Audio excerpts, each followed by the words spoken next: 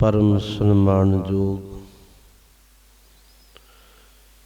जुगो जुग अटल तख्त चबर दे मालक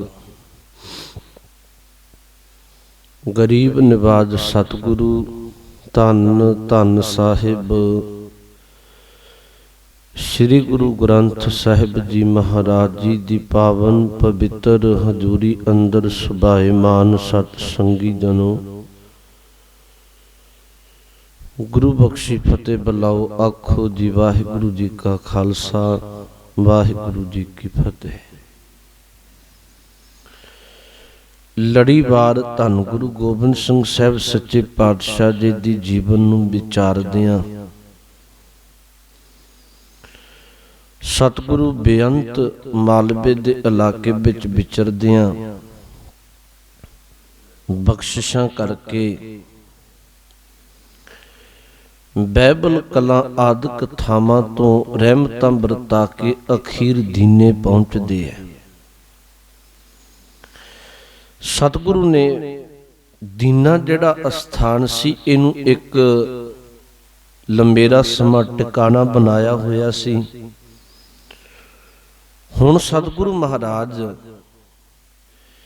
दीने दी धरती तो तुर के माना दे पिंड बुरज इस पावन अस्थान ते पहुंचदे है। इथों दे लोकां ने सतगुरु दे चरनां विच दुध दे भांडे भर संगतां लई बहुत सेवा कीती। सतगुरु महाराज ने इन्हां नूं रब्बी नाम सिमरन दा उपदेश दे के एक बचन आखिया, कहन लगे धर्म युद्ध अपनी जिंदगी विच कदे भी लड़ना पए हर सिख नूं धर्म दी खातर युद्ध करन लई तैयार रहना चाहिए। बख्शिशां कीतियां। इथों महाराज गुरु कलगीधर दी भदौड़ ये सतगुरु दी मौज हुंदी सी, क्योंकि मैं फिर बेनती तुहानूं कहन लग्या उदों जिहड़ा ये इलाका सी बहुता आबाद नहीं सी, चंगी तरह जंगली एरिया सी। मालवे दे अखरी अर्थी कान सिंह नाभा ने जंगल कीते है। तां हजूर दी जिधर मौज हुंदी सी सतगुरु जांदे सन। भदौड़ दी धरती ते गए। इत्थे एक बादशाह होया भद्र सैन भदौड़ दा। सतगुरु जदों इस अस्थान ते गए, राजा भद्र सैन बहुत अहंकारी सी। इन्हां विचों जां इहदे भदौड़िए लोक एक भी नहीं जिहड़ा गुरु चरनां विच आके कोई संगतां दी सतगुरु दी सेवा करदा, कोई नहीं आया। हुण सिखां इस गल दा बड़ा महसूस कीता। कहन लगे महाराज भी ये भदौड़ दा बादशाह भद्र सैन इन्ना अहंकारी है, इन्हां दा कोई करिंदा इत्थे अगाह सत्कार नाल संगतां नूं तुहाडे चरनां विच कोई नहीं आया। सतगुरु ने सहज सुभाइक बचन कह दिता। कहन लगे गुरु के सिखो, जेड़ा बादशाह अहंकारी हो जाए वो बहुता समा नहीं गुजारदा, क्योंकि रब नूं इवें भाउंदा नहीं। समा आएगा इत्थे सिखो तुसी राज भाग करोगे।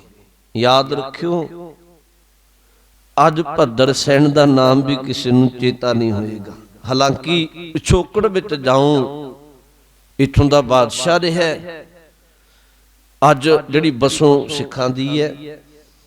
धन गुरु ग्रंथ साहिब महाराज जी की भी बाणी पढ़ी है। गुरु ने एक गल बाणी विच बार बार समझाई है। 3 बचन सतगुरु दे ने, इको तुक है। कहन लगे जदों किसी नूं जुबानी दा मान हो जाए, दूजा बचन वरत्या धन, तीजा शब्द वरत्या प्रभुता वडियाई कोई राज भाग। ਸਤਿਗੁਰੂ ਕਹਿਣ ਲੱਗੇ ਹੈ ਤੇ ਰੱਬੀ ਦਾਤਾ, ਜਵਾਨੀ ਵੀ ਉਹਦੀ ਰਜ਼ਾ ਵਿੱਚ ਆਉਂਦੀ ਹੈ। ਕਿਸੇ ਕੋਲ 4 ਟਕੇ ਧਨ ਆ ਜਾਏ ਨਾ ਕਿਸੇ ਕੋਲ ਕਿਸੇ ਰੂਪ ਵਿੱਚ ਕੋਈ ਪ੍ਰਭਤਾ ਆ ਜਾਏ, ਪਰ ਗੁਰਬਾਣੀ ਨੇ ਇੱਕ ਗੱਲ ਆਖੀ, ਜੇ ਤੇ ਇਹ ਦਾਤਾਂ ਲੈ ਕੇ ਰੱਬ ਦੀਆਂ ਦਾਤਾਰ ਦੇ ਸ਼ੁਕਰਾਨੇ ਵਿੱਚ ਜੁੜ ਜਾਏ ਫਿਰ ਤੇ ਬਹੁਤ ਭਲਾ ਹੈ, ਫਿਰ ਇਹਦੇ ਨਾਲ ਧਰਮ ਕਮਾਇਆ ਜਾ ਸਕਦਾ ਹੈ।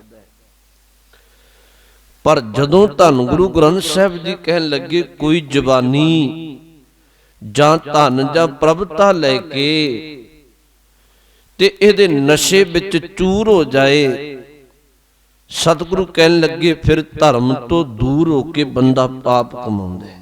ਗੁਰਬਾਣੀ ਦਾ ਇੱਕ ਬਚਨ ਹੈ, ਜੋਬਨ ਧਨ ਪ੍ਰਭਤਾ ਕੈ ਮਦ ਮੈਂ। ਜਿਹੜਾ ਮਦ ਸ਼ਬਦ ਹੈ, ਮਦ ਦਾ ਅੱਖਰੀ ਅਰਥ ਹੀ ਨਸ਼ਾ ਹੁੰਦਾ ਹੈ।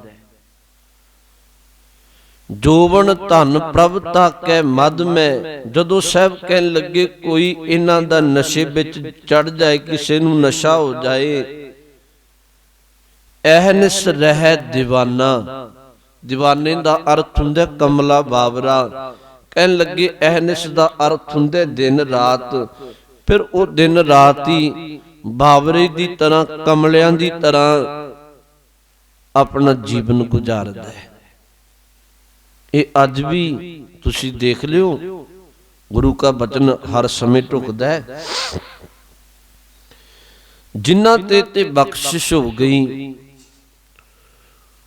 ਉਹ ਦੇ ਘਰ ਵਿੱਚ, ਚਲੋ ਜੇ ਬਖਸ਼ਿਸ਼ਾਂ ਵਰਤ ਗਈਆਂ, 4 ਦਾਤਾਂ ਰੱਬ ਨੇ ਦੇਤੀਆਂ, ਜਾਂ ਭਰ ਜਵਾਨੀ ਦਾ ਸਮਾਂ ਆਇਆ, ਉਹ ਤੇ ਰੱਬ ਦੇ ਸ਼ੁਕਰਾਨੇ ਵਿੱਚ ਜੁੜਦਾ ਹੈ। ਨਹੀਂ ਤੇ ਅਕਸਰ ਲੋਕ 4 ਟਕੇ ਲੈ ਕੇ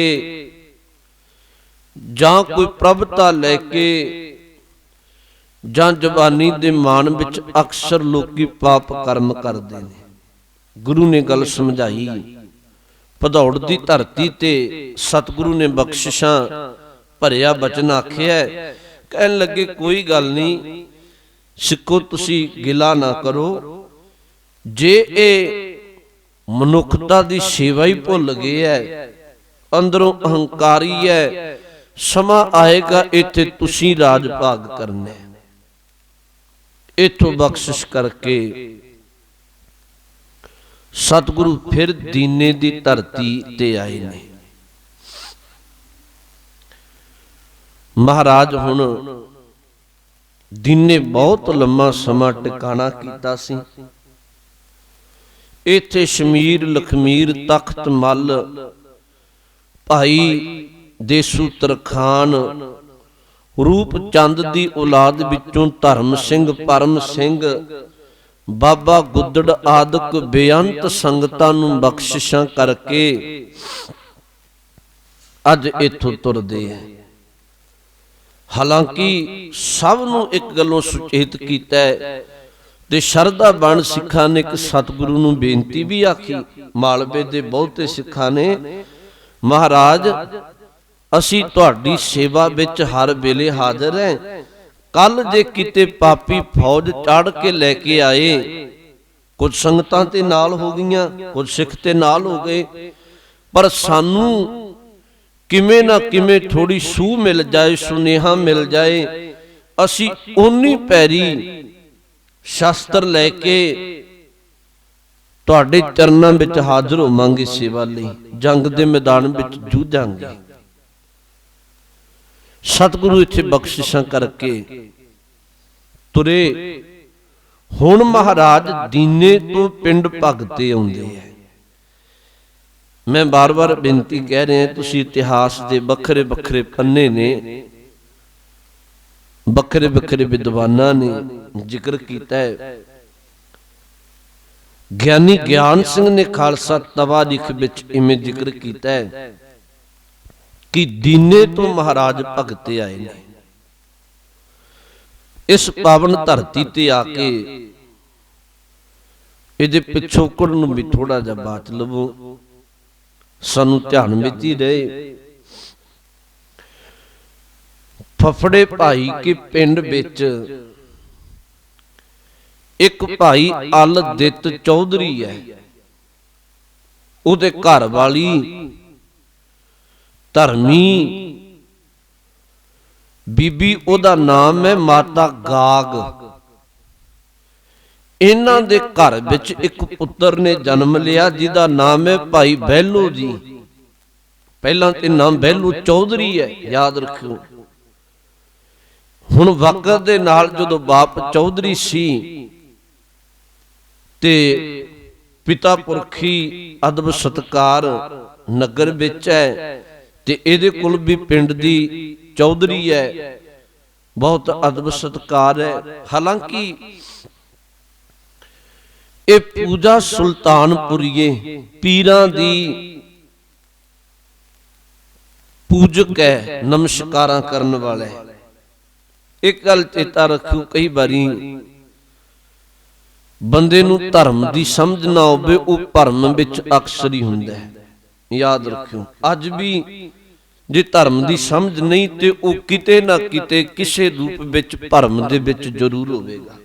ਭਾਵੇਂ ਮੈਂ ਬੇਨਤੀ ਕਹਿ ਦਿਆਂ, ਕੁਝ ਲੋਕ ਧਰਮ ਤੋਂ ਟੁੱਟ ਕੇ ਇਹੀ ਭਰਮ ਪਾਲ ਕੇ ਬੈਠੇ ਨੇ ਵੀ ਧਰਮ ਕਮਾਉਣ ਦੀ ਕੋਈ ਲੋੜ ਨਹੀਂ। ਇਹ ਵੀ ਇੱਕ ਬੜਾ ਵੱਡਾ ਭਰਮ ਹੈ। ਧਰਮ ਤੋਂ ਬਿਨਾਂ ਭਰਮ ਲਾਜ਼ਮੀ ਹੈ। ਹੁਣ ਇਹ ਵੀ ਇਹਨੂੰ ਅਸਲੀਅਤ ਤੇ ਸਮਝ ਨਹੀਂ ਧਰਮ ਦੀ, ਤੇ ਇਹ ਪਰਿਵਾਰ ਉਵੇਂ ਸ਼ਰਧਾਲੂ ਹੈ, ਉਵੇਂ ਭਾਵਨਾ ਵਾਲਾ ਹੈ, ਪਿੰਡ 'ਚ ਬੜਾ ਸਤਿਕਾਰ ਹੈ।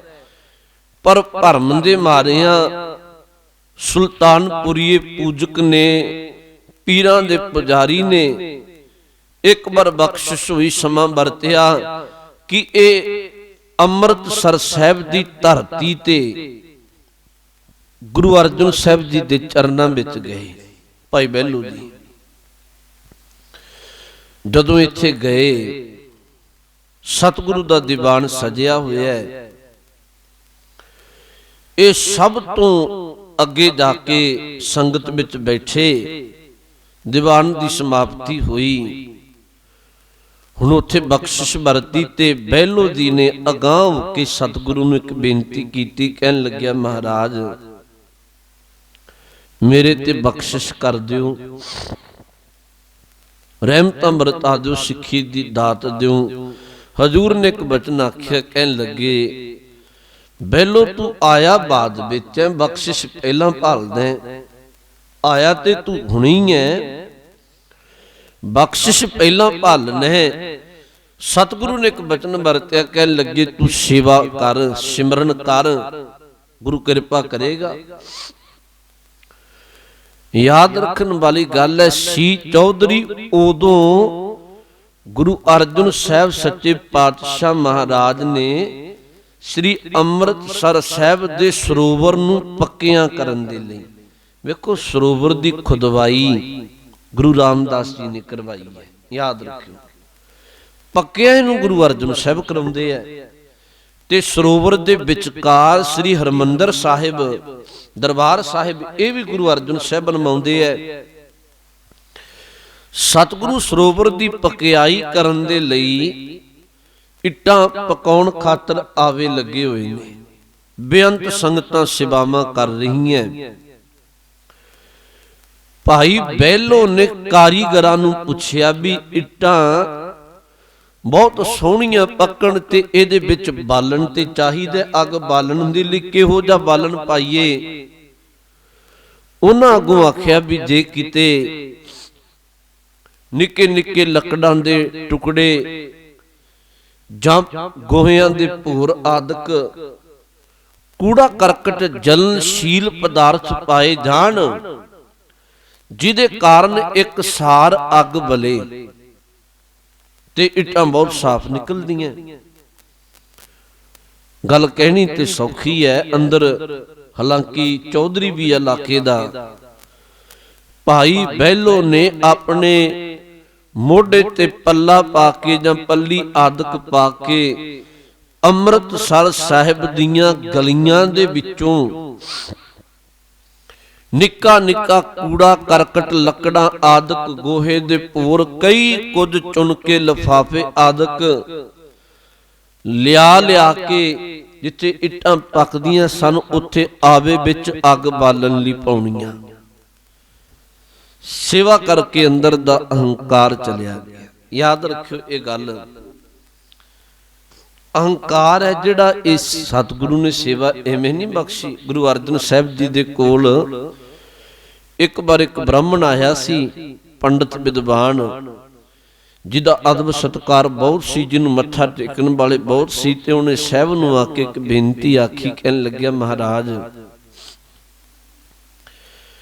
ਮੇਰੇ ਕੋਲ ਕਿਸੇ ਗੱਲ ਦੀ ਕਮੀ ਨਹੀਂ ਹੈ, ਮੈਨੂੰ ਮੱਥਾ ਟੇਕਣ ਵਾਲੇ, ਮੇਰੀ ਵਿਦਵਤਾ ਨੂੰ ਨਮਸਕਾਰ ਕਰਨ ਵਾਲੇ ਬਹੁਤ ਨੇ, ਆਪਣਾ ਅਸਥਾਨ ਹੈ, ਪਰ ਮੇਰੇ ਅੰਦਰੋਂ ਅਹੰਕਾਰ ਨਹੀਂ ਮਰਦਾ। ਤੇ ਅਹੰਕਾਰ ਕਾਰਨ ਕਈ ਵਾਰੀ ਮੈਂ ਆਪਣੀ ਹਉਮੈ ਦੇ ਕਾਰਨ ਦੁਖੀ ਵੀ ਬਹੁਤ ਹੁੰਨੇ। ਤੇ ਸਤਿਗੁਰੂ ਇਹਦਾ ਕੀ ਇਲਾਜ ਹੈ? ਗੁਰੂ ਅਰਜਨ ਸਾਹਿਬ ਮਹਾਰਾਜ ਨੇ ਇੱਕ ਬਚਨ ਆਖਿਆ, ਕਹਿਣ ਲੱਗੇ, ਸਜਣਾ ਉਹ ਸਾਹਮਣੇ ਸੰਗਤਾਂ ਪ੍ਰਸ਼ਾਦ ਪਾਣੀ ਛਕ ਕੇ ਭਾਂਡੇ ਮਾਂਜ ਰਹੀਆਂ ਨੇ, ਸੇਵਾ ਕਰ ਰਹੀਆਂ ਨੇ। ਜੇ ਅੰਦਰ ਦਾ ਅਹੰਕਾਰ ਮਟਾਉਣਾ ਤੇ ਗੁਰੂ ਕੀਆਂ ਸੰਗਤਾਂ ਦੇ ਭਾਂਡਿਆਂ ਮਾਂਜਣ ਦੀ ਸੇਵਾ ਕਰ ਲੈ। ਹੁਣ ਉਹਨੇ ਆਖਿਆ, ਕਹਿਣ ਲੱਗਿਆ ਵੀ ਮਹਾਰਾਜ ਮੇਰੇ ਨਾਲ ਇੰਨੇ ਲੋਕ ਆਏ ਐ, ਮੈਨੂੰ ਨਮਸਕਾਰਾਂ ਕਰਨ ਵਾਲੇ, ਤੇ ਮੈਂ ਇਹਨਾਂ ਸਾਹਮਣੇ ਇਵੇਂ ਭਾਂਡੇ ਕਿਵੇਂ ਮਾਂਜੇਗਾ? ਮੇਰੇ ਤਾਂ ਆਪਣਾ ਭਾਂਡਾ ਨਹੀਂ ਕਦੇ ਮਾਂਜਿਆ।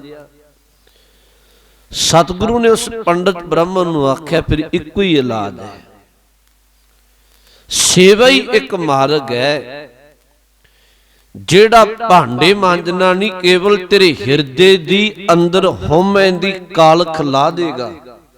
ਇਹਦੇ ਨਾਲ ਨਿਮਰਤਾ ਆਏਗੀ। ਇਹੀ ਕਾਰਨ ਹੈ ਸਤਿਗੁਰੂ ਨੇ ਇਹ ਮਰਿਆਦਾ ਚਲਾਈ ਕਿ ਸਿੱਖਾ ਤੇਰੇ ਜੀਵਨ ਦੇ ਅੰਦਰ ਜਿੱਥੇ ਸਿਮਰਨ ਚਾਹੀਦਾ ਉੱਥੇ ਨਾਲ ਨਾਲ ਤੇਰੇ ਅੰਦਰ ਅਹੰਕਾਰ ਦਾ ਵਾਧਾ ਨਾ ਹੋਵੇ। ਸੇਵਾ ਬਹੁਤ ਲਾਜ਼ਮੀ ਹੈ। ਤੇ ਗੁਰੂ ਕੇ ਸਿੱਖ ਬੇਅੰਤ ਸੇਵਾਵਾਂ ਕਰਦੇ ਰਹੇ। ਭਾਈ ਬਹਿਲੋ ਜੀ ਨੇ ਗਲੀਆਂ ਵਿੱਚੋਂ ਇਵੇਂ ਕੂੜਾ ਕਰਕਟ ਇਕੱਠਾ ਕਰਕੇ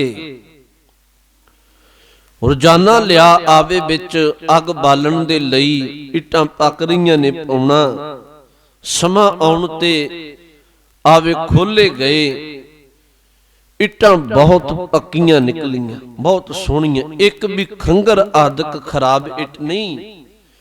ਗੁਰੂ ਅਰਜਨ ਸਾਹਿਬ ਮਹਾਰਾਜ ਬਹੁਤ ਖੁਸ਼ ਹੋਏ। ਮਹਾਰਾਜ ਨੇ ਇੱਕ ਬਚਨ ਆਖਿਆ, ਕਹਿਣ ਲੱਗੇ, ਗੁਰੂ ਨਾਨਕ ਸਾਹਿਬ ਦੀ ਕਿਰਪਾ ਵਰਤੀ ਹੈ, ਇਸ ਪਾਵਨ ਪਵਿੱਤਰ ਸਰੋਵਰ ਨੂੰ ਪੱਕਿਆਂ ਕਰਨਾ ਤੇ ਬਹੁਤ ਸੋਹਣੀਆਂ ਇੱਟਾਂ ਪਰਪੱਕ ਨਿਕਲੀਆਂ, ਇੱਕ ਵੀ ਇੱਟ ਖਰਾਬ ਨਹੀਂ ਹੈ। ਉਦੋਂ ਸਿੱਖਾਂ ਵਿੱਚ ਈਰਖਾ ਨਹੀਂ ਸੀ, ਯਾਦ ਰੱਖਿਓ।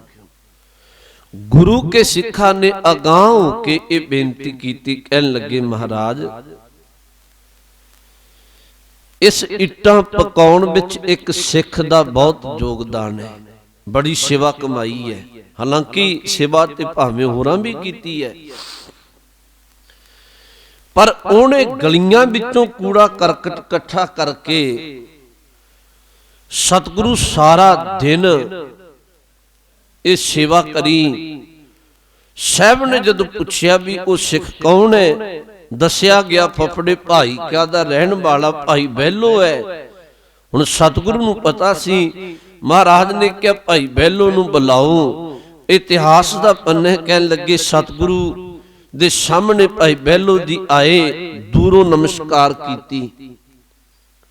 ਸੇਵਾ ਵਾਲੇ ਕੱਪੜੇ ਸਨ, गुरु का पवित्र जामा जान के लागे नहीं आई। गुरु अर्जन साहब ने उदों बचन किया, कहन लगे, भाई बहलो आ लागे बुला के गलबकड़ी विच सीने ना ला के गुरु अर्जन साहब ने एक बचन आखिया, कहन लगे, ये जिहड़ा सिख है भाई बहलो सब तो पहलों ये बख्शिश भरिया बचन आखिया। याद रखो, ये गुरु की रहमतां हुंदियां सन। ਇਤਿਹਾਸ ਦੇ ਪੰਨਿਆਂ ਵਿੱਚ ਜਿਵੇਂ ਪਿਆਰਿਆਂ ਦਾ ਜਦੋਂ ਜ਼ਿਕਰ ਚੱਲੇ, ਉਹ ਪੰਜਾਂ ਨੂੰ ਸਾਹਿਬ ਨੇ ਬਖਸ਼ਿਸ਼ ਕੀਤਾ ਸੀ, ਪੰਜ ਪਿਆਰੇ। ਇਮੀ ਮਹਾਰਾਜ ਬਖਸ਼ਿਸ਼ ਜਦੋਂ ਕਰਦੇ ਸਨ, ਜਿਵੇਂ ਮੁਕਤਸਰ ਸਾਹਿਬ ਦੀ ਜੰਗ ਹੋਈ, ਸਿੱਖਾਂ ਨੂੰ ਤਖੱਲਸ ਬਖਸ਼ੇ 5000 10,000 20,000। ਇਸੇ ਤਰ੍ਹਾਂ ਇਤਿਹਾਸ ਦੇ ਪੰਨਿਆਂ ਵਿੱਚ ਇੱਕ ਭਾਈ ਬਹਿਲੋ ਜੀ ਹੈ, ਜਿਹਨੂੰ ਇਹ ਬਖਸ਼ਿਸ਼ ਭਰੀ ਰਹਿਮਤ ਮਿਲੀ ਸੀ। ਬਹਿਲੋ ਸਭ ਤੋਂ ਪਹਿਲੋਂ ਸਤਿਗੁਰੂ ਨੇ ਇੱਥੇ ਇੱਕ ਬਚਨ ਕਹਿ ਦਿੱਤਾ, ਕਹਿਣ ਲੱਗੇ ਬਹਿਲੋ ਤੇਰੀ ਸੇਵਾ ਪ੍ਰਵਾਨ ਹੋਈ। ਨਮਸਕਾਰ ਕੀਤੀ, ਕਹਿਣ ਲੱਗੇ ਤੈਨੂੰ ਬਚਨ ਹੈ, ਤੂੰ ਮਾਲਵੇ ਦੇ ਇਲਾਕੇ ਵਿੱਚ ਜਾ, ਉੱਥੇ ਜਾ ਕੇ ਰੱਬੀ ਗੁਰਬਾਣੀ ਦਾ ਪ੍ਰਚਾਰ ਪ੍ਰਸਾਰ ਕਰ, ਮਨੁੱਖਤਾ ਨੂੰ ਧਰਮ ਨਾਲ ਜੋੜ, ਤਾਂ ਜੋ ਉਹਨਾਂ ਦਾ ਜੀਵਨ ਸਫਲ ਹੋ ਸਕੇ। ਸਤਿਗੁਰੂ ਦੀਆਂ ਰਹਿਮਤਾਂ ਲੈ ਕੇ ਭਾਈ ਬਹਿਲੋ ਜੀ ਫਿਰ ਆਪਣੇ ਨਗਰ ਆ ਕੇ ਮਾਲਵੇ ਵਿੱਚ ਲੰਮਾ ਸਮਾਂ ਰੱਬੀ ਗੁਰਬਾਣੀ ਦਾ ਪ੍ਰਚਾਰ ਪ੍ਰਸਾਰ ਕੀਤਾ। ਇਹਨਾਂ ਦੇ ਪੁੱਤਰ ਭਾਈ ਨਾਨੂ ਜੀ ਨੇ। ਅਗਾਂ ਇਹਨਾਂ ਦੇ ਪੁੱਤਰ ਭਾਈ ਨਾਨੂ ਜੀ ਦਾ ਇੱਕ ਪੁੱਤਰ ਹੈ ਜਿਹਦਾ ਨਾਮ ਭਗਤ ਹੈ, ਭਾਈ ਭਗਤਾ ਜੀ। ਇਹ ਵੀ ਬਹੁਤ ਭਗਤੀ ਕਰਨ ਵਾਲੇ ਰੱਬੀ ਰਹਿਮਤ ਵਾਲੇ ਸਨ। ਇਹਨਾਂ ਇਸ ਅਸਥਾਨ ਤੇ ਪਿੰਡ ਦੀ ਮੋੜੀ ਗੱਡੀ ਇਸ ਨਗਰ ਨੂੰ ਵਸਾਇਆ। ਹੁਣ ਇਹਦੇ ਅਗਾਂ ਭਾਈ ਭਗਤਾ ਜੀ ਦੇ ਪੰਜ ਪੁੱਤਰ ਨੇ। ਮੈਂ ਬਾਰ-ਬਾਰ ਬੇਨਤੀ ਕਰਨੇ, ਕਈ ਵਾਰੀ ਅਸੀਂ ਇਤਿਹਾਸ ਦੇ ਪੰਨੇ ਨਗਰ ਵਿੱਚ ਰਹਿ ਕੇ ਵੀ ਨਹੀਂ ਚੇਤਾ ਰੱਖਦੇ। ਭਾਈ ਭਗਤਾ ਜੀ ਦੇ ਅਗਾਂ ਪੰਜ ਪੁੱਤ ਨੇ, ਭਾਈ ਤਾਰਾ ਸਿੰਘ, ਭਾਈ ਭਾਰਾ ਸਿੰਘ, ਭਾਈ ਬਖਤਾ ਸਿੰਘ, ਭਾਈ ਮੇਰਾ ਸਿੰਘ, ਭਾਈ ਗੁਰਦਾਸ ਜੀ। ਉਦੋਂ ਇਹ ਨਗਰ ਵਸਦਾ। ਗੁਰੂ ਕਲਗੀਧਰ ਮਹਾਰਾਜ ਦੀਨੇ ਪਿੰਡ ਤੋਂ ਭਗਤੇ ਆਏ। ਸਤਿਗੁਰੂ ਮਹਾਰਾਜ ਨੇ ਉਦੋਂ ਇਹ ਖੂਹ ਵੀ ਲੱਗ ਰਿਹਾ ਸੀ। ਗਿਆਨੀ ਗਿਆਨ ਸਿੰਘ ਨੇ ਦਾ ਜ਼ਿਕਰ ਕੀਤਾ, ਪਿੱਪਲ ਦੇ ਥੱਲੇ ਆ ਹਜ਼ੂਰ ਨੇ ਟਿਕਾਣਾ ਕੀਤਾ। ਮਹਾਰਾਜ ਨੇ ਖੂਹ ਦੀ ਵੀ ਕਹਾਣੀ ਪੁੱਛੀ, ਬਖਸ਼ਿਸ਼ਾਂ। ਮੈਂ ਗੱਲ ਲੁਕਾਉਣੀ ਨਹੀਂ ਚਾਹੁੰਦਾ, ਸੱਚੀ ਗੱਲ ਇਹ ਹੈ, ਭਾਵੇਂ ਅਸੀਂ ਜੋ ਮਰਜ਼ੀ ਕਹੀਏ, ਗਿਆਨੀ ਗਿਆਨ ਸਿੰਘ ਨੂੰ ਪੜ੍ਹ ਲਿਓ, ਖਾਲਸਾ ਤਵਾਰੀਖ ਵਿੱਚ ਇਹ ਜ਼ਿਕਰ ਹੈ। ਹੋਰ ਵੀ ਭਾਈ ਸੰਤੋਖ ਸਿੰਘ ਜੀ ਨੇ ਜ਼ਿਕਰ ਕੀਤਾ ਹੋਇਆ। ਸਤਿਗੁਰੂ ਜਦੋਂ ਕਲਗੀਧਰ ਜੀ ਆਏ, ਦੀਨੇ ਤੋਂ ਖੂਹ ਲੱਗ ਰਿਹਾ ਸੀ। ਮਹਾਰਾਜ ਨੇ ਆ ਕੇ ਇੱਕ ਬਚਨ ਆਖਿਆ ਵੀ ਇਹ ਖੂਹ ਕਿਵੇਂ ਲੱਗ ਰਿਹਾ ਹੈ। ਕਹਿਣ ਲੱਗੇ ਸਤਿਗੁਰੂ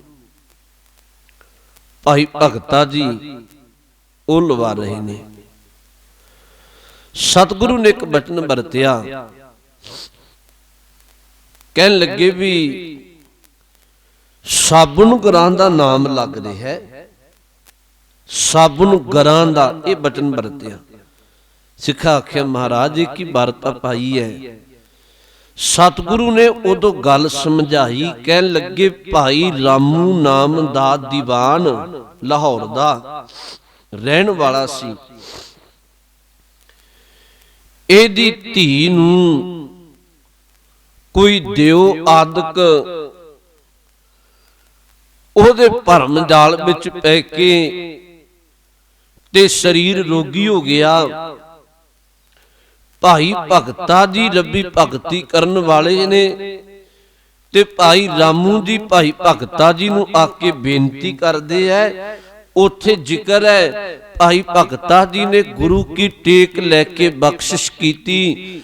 ਉਹਦੇ ਅੰਦਰੋਂ ਜਿਹੜਾ ਵੀ ਕੋਈ ਵਿਕਾਰ ਸੀ, ਕੋਈ ਦਿਓ ਆਦਿਕ ਸੀ, ਉਹਨੂੰ ਕਾਬੂ ਕਰਕੇ ਉਹਨੂੰ ਤੰਦਰੁਸਤ ਕੀਤਾ ਸੀ। ਸਾਹਿਬ ਨੇ ਇੱਕ ਬਚਨ ਆਖਿਆ, ਕਹਿਣ ਲੱਗੇ ਬਖਸ਼ਿਸ਼ ਤੇ ਗੁਰੂ ਦੀ ਵਰਤੀ ਹੈ, ਨਾਮ ਭਾਈ ਭਗਤਾ ਜੀ ਦਾ ਲੱਗ ਰਿਹਾ ਹੈ। ਵਡਿਆਈ ਭਗਤਾ ਜੀ ਨੂੰ ਮਿਲ ਰਹੀ ਹੈ। ਉਦੋਂ ਸਤਿਗੁਰੂ ਕਹਿਣ ਲੱਗੇ, ਭਾਈ ਰਾਮੂ ਨੇ ਇਹ ਬਚਨ ਆਖੇ ਵੀ ਮੇਰੇ ਲਾਇਕ ਕੋਈ ਸੇਵਾ,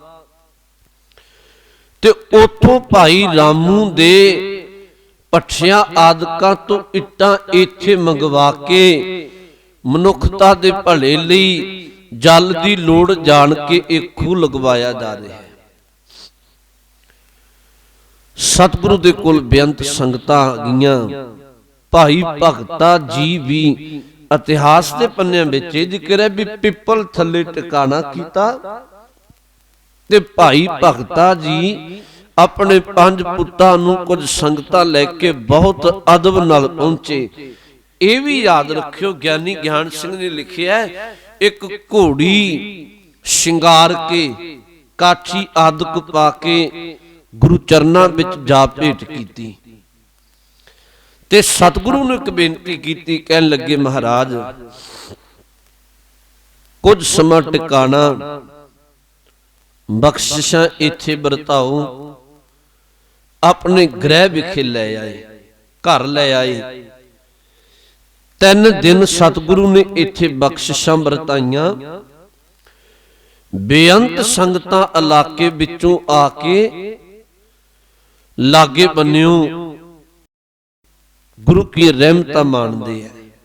ਬਚਨ ਭਰਤੇ ਭਾਈ ਬਹਿਲੋ ਦੀ ਅੰਸ਼ ਵਿੱਚੋਂ, ਜਿਵੇਂ ਭਾਈ ਬਹਿਲੋ ਨੇ ਸਿੱਖੀ ਨੂੰ ਪਾਲਿਆ, ਅੰਦਰ ਦਾ ਅਹੰਕਾਰ ਲਾ ਕੇ ਧਰਮ ਨੂੰ ਕਮਾਇਆ।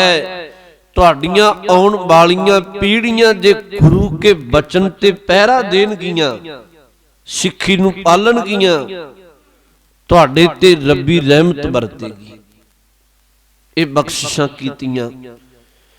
ਹੁਣ ਦੇਖੋ, ਇੱਥੋਂ ਹੀ ਮਹਾਰਾਜ ਹਜੇ ਹੈ ਇੱਥੇ ਨੇ, ਬੇਅੰਤ ਸੰਗਤਾਂ ਕਿਰਪਾ ਕਰ ਰਹੀਆਂ ਨੇ, ਗੁਰੂ ਚਰਨਾਂ ਵਿੱਚ ਆਉਂਦੀਆਂ। ਥੇ ਤੇ ਤਿੱਤਰ ਬੋਲਦਾ, ਸਤਿਗੁਰੂ ਦੇ ਕੰਨ ਵਿੱਚ ਸੋਏ ਆਵਾਜ਼ ਪਈ। ਟਿਕੇ ਹੋਏ ਸਮੇਂ ਵਿੱਚ ਤਿੱਤਰ ਦੀ ਆਵਾਜ਼ ਸੁਣ ਕੇ ਸਿੱਖਾਂ ਆਖਿਆ, ਮਹਾਰਾਜ ਇਹ ਤਿੱਤਰ ਦੀ ਆਵਾਜ਼ ਬੜੀ ਉੱਚੀ ਹੈ, ਬੋਲ ਬਾਲਾ ਬੜਾ ਹੈ। ਗੁਰੂ ਕਲਗੀਧਰ ਜੀ ਨੇ ਆਖਿਆ, ਕਹਿਣ ਲੱਗੇ ਵੀ ਇਹ ਵਾਸਨਾ ਦੇ ਅਧੀਨ ਹੈ। ਕਿਸੇ ਸਮੇਂ ਇਥੋਂ ਲਾਗੇ ਦੇ ਬਸਿੰਦਾ ਸੀ ਤੇ ਕਾਰਨ ਬਣ ਗਿਆ, ਹੁਣ ਵਾਸਨਾ ਇਹਦੇ ਅੰਦਰ ਰਹਿ ਗਈ, ਜੂਨਾ ਭਟਕ ਰਿਹਾ ਹੈ। ਇੱਕ ਬਚਨ ਕਹਿ ਦਿੱਤਾ, ਕਹਿਣ ਲੱਗੇ ਅੱਖੋਂ ਕਾਣੈ। ਇਹ ਜਿਹੜਾ ਤਿੱਤਰ ਹੈ ਨਾ, ਇਹ ਅੱਖੋਂ ਕਾਣੈ। ਹੁਣ ਗੁਰੂ ਨੇ ਬਚਨ ਆਖਿਆ ਵੀ ਸਿੱਖਾ ਸੋਚਿਆ ਵੀ ਮਹਾਰਾਜ ਨੇ ਤਿੱਤਰ ਵੇਖਿਆ ਹੀ ਨਹੀਂ, ਕੇਵਲ ਆਵਾਜ਼ ਸੁਣੀ ਹੈ, ਤੇ ਬਚਨ ਕਹਿ ਦਿੱਤਾ ਵੀ ਤਿੱਤਰ ਕਾਣੈ ਅੱਖੋਂ। ਕਿਉਂ ਨਾ ਇਹਨੂੰ ਪਕੜ ਕੇ ਲਿਆਈਏ ਤੇ ਦੇਖੀਏ ਤਾਂ ਸਹੀ ਵੀ ਤਿੱਤਰ ਕਾਣਾ ਹੈ ਜਾਂ ਨਹੀਂ ਹੈ। ਸਿੱਖ ਕੁਝ ਗਏ ਤੇ ਜਿਵੇਂ ਕਿਵੇਂ ਉਹਨੂੰ ਘੇਰਾ ਪਾ ਕੇ ਤਿੱਤਰ ਨੂੰ ਪਕੜਿਆ। ਸੱਚਮੁੱਚ ਅੱਖੋਂ ਵੇਖਿਆ ਉਹ ਕਾਣੇ। ਗੁਰੂ ਨੂੰ ਨਮਸਕਾਰ ਕਰਤੀ ਆ ਗਿਆ, ਮਹਾਰਾਜ ਤੁਸੀਂ ਜੋ ਰਸਨਾ ਤੋਂ ਆਖਿਆ ਉਹ ਅਟਲ ਹੈ। ਸਹਿਬ ਨੂੰ ਇਤਿਹਾਸ ਦੇ ਪੰਨੇ ਨੇ ਗੁਰੂ ਚਰਨਾਂ ਵਿੱਚ ਤਿੱਤਰ ਲਿਆਂਦਾ। ਕਹਿਣ ਲੱਗੇ, ਮਹਾਰਾਜ ਇਹਦੀ ਕੀ ਗਾਥਾ ਹੈ। ਸਤਿਗੁਰੂ ਨੇ ਗੱਲ ਸਮਝਾਈ ਵੀ ਇਹ ਪੁਰਾਤਨ ਹੈ ਤੇ ਠੀਕ ਕੋਈ ਇਹੋ ਜਿਹਾ ਕਰਮ ਕਰ ਲਿਆ, ਜੂਨਾਂ ਵਿੱਚ ਭਟਕ ਰਿਹਾ ਹੈ। ਤਿੱਤਰ ਦੀ ਦੇਹ ਨੇ ਉਦੋਂ ਅਰਦਾਸ। ਹੁਣ ਇਹ ਗੱਲਾਂ ਮੇਰੇ ਮਨ ਵਿੱਚ ਟਣਕਦੀਆਂ। ਅਸੀਂ ਕਹਾਂਗੇ ਵੀ ਤਿੱਤਰ ਦੀ ਗੱਲ ਕਿਵੇਂ ਗੁਰੂ ਨੇ ਜਾਣੀ। ਹੁਣ ਗੁਰੂ ਸਾਡੇ ਵਰਗਾ ਤੇ ਹੈ ਨਹੀਂ, ਜਿਵੇਂ ਅਸੀਂ ਆਪਣੀ ਬੁੱਧ ਨਾਲ ਤੋਲੀਏ। ਗੁਰੂ ਤੇ ਉਹ ਹੈ ਨਾ, ਰੱਬੀ ਬਾਣੀ ਦੇ ਬਚਨ ਨੇ, ਊਚ ਅਪਾਰ ਬੇਅੰਤ ਸੁਆਮੀ, ਕੌਣ ਜਾਣੇ ਗੁਣ ਤੇਰੇ, ਗਾਵਤ ਉਦਰੇ ਸੁਣਤੇ ਉਦਰੇ, ਬਿਨਸੇ ਪਾਪ ਕਨੇਰੇ, ਪਸ਼ੂ ਪਰੇਤ ਮੁਗਧ ਕੋ ਤਾਰੇ, ਪਾਹਨ ਪਾਰ ਉਤਾਰੇ। ਗੁਰੂ ਤੇ ਸਾਨੂੰ ਨਹੀਂ ਪਤਾ ਵੀ ਕੌਣ ਕਿਸੇ ਜੂਨ ਵਿੱਚ ਕਿਵੇਂ ਭਟਕ ਰਿਹਾ, ਕਿਸੇ ਦਾ ਪਿਛੋਕੜ ਅਗੇਤਰ ਕੀ ਹੈ, ਗੁਰੂ ਜਾਣਦਾ ਹੈ। सतगुरु ने बख्शिश कीती, तितर ने अरदास कीती, गुरु अगे मंग कीती, प्रगट होके कहन लग्या सतगुरु मेरा उद्धार कर दियो, बहुत जन्मां दा भटक रहे हैं। गुरु ने बख्शिश कर दी, इस तितर दा भला करके इहदा जम्मन मरण घट दिता, बख्शिश कर दी। इत्थे महाराज जी दे कोल इतिहास दे पन्नियां विच जिक्र है, एक सिख आया सी, ਉਹ ਆਪਣੇ ਉਹ ਆਪ ਤੇ ਬਿਰਧ ਸੀ, ਆਪਣੇ ਪੁੱਤਰ ਦੇ ਸਿਰ ਤੇ ਛੋਲੇ ਆਦਿਕ ਦੀਆਂ ਘੁੰਗਣੀਆਂ ਬਣਾ ਕੇ ਵਾਹਵਾ ਵੱਡਾ ਭਾਂਡਾ ਭਰ ਕੇ ਸਿਰ ਤੇ ਚੁੱਕ ਕੇ ਆਪ ਬਜ਼ੁਰਗ ਨਾਲ ਆਇਆ, ਆਪਣੇ ਪੁੱਤਰ ਦੇ ਸਿਰ ਤੇ ਰੱਖਿਆ ਉਹਨੇ ਭਾਂਡਾ, ਉਹਦੇ ਵਿੱਚ ਘੁੰਗਣੀਆਂ ਆਦਿਕ ਲਿਆ ਕੇ ਗੁਰੂ ਚਰਨਾਂ ਵਿੱਚ ਭੇਟ ਕੀਤੀਆਂ। ਸਤਿਗੁਰੂ ਨੇ ਸੰਗਤਾਂ ਨੂੰ ਵਰਤਾਇਆ। ਉਹ ਜਿਹੜਾ ਪੁੱਤਰ ਸੀ ਨਾ ਸਿੱਖ ਦਾ, ਜਿਹਨੇ ਸਿਰ ਤੇ ਘੁੰਗਣੀਆਂ ਆਦਿਕ ਚੱਕੀਆਂ, ਉਹਨੂੰ ਸਤਿਗੁਰੂ ਨੇ ਅੰਮ੍ਰਿਤ ਦੀ ਦਾਤ ਦੇ ਕੇ ਉਹਦਾ ਨਾਮ ਭਾਈ ਘੁੰਗਰਾ ਸਿੰਘ ਰੱਖਿਆ ਸੀ। ਇਹ ਬਖਸ਼ਿਸ਼ ਵੀ ਇੱਥੇ ਵਰਤਾਈ ਹੈ। इथों फिर महाराज बख्शिशां रहमतां बरता के मलूके दी धरती ते गए ने। उदों इहदा नाम मलूका नहीं है, ठीक है, एक नगर वसदा होएगा। मेरी मुश्किल है भी जदों तुसीं वखरे वखरे विद्वानां नूं पढ़ो ते कई बारी जिहड़ा सतगुरु दा पंध है वो वखरा वखरा भी लिखिया होया है। तां करके पर हाँ ये गल बिल्कुल यकीनन है भी सतगुरु इन्हां पावन थावां ते बख्शिशां नवाजदे ने।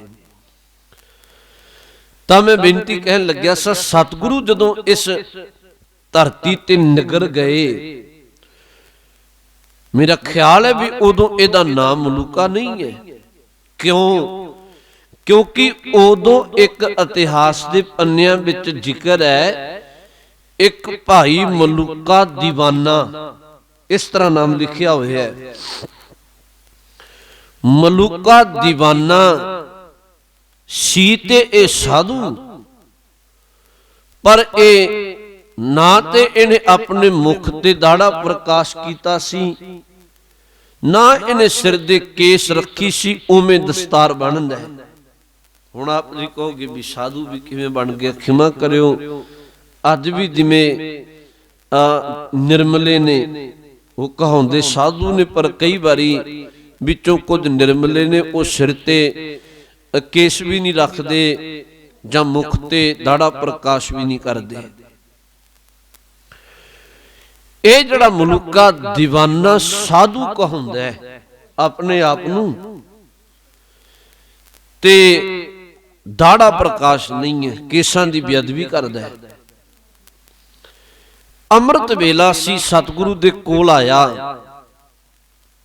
सतगुरु अपने तंबू दे अंदर, जिथे सतगुरु दा सिंघासन है, विश्राम है, रब्बी इबादत विच जुड़े हुए सन। ते जिहड़े पहरेदार सिख सी ना, उन्हें एक गल आखी, कहन लगे जदों इन्हें आके आख्या भी मैं सतगुरु दा दीदार करना है, मलूके दीवाने ने। सिखा आख्या भी नहीं, हजे वक्त नहीं है, कुछ समा तेनू रुकना पएगा, हजे सतगुरु रब्बी गुरबाणी नाल जुड़े हुए ने, अपनी नितनेम विच ने। याद रखो गुरु आप भी नितनेम करदे सन बाणी दा। हुण ये अगाह नूं वध रहा है तंबू वाल सतगुरु दे। सिखा इहनूं 2-4 बारी रोकिया भी सजना कुछ समा रुकना पैना, हजे सतगुरु दे दर्शन नहीं होणगे।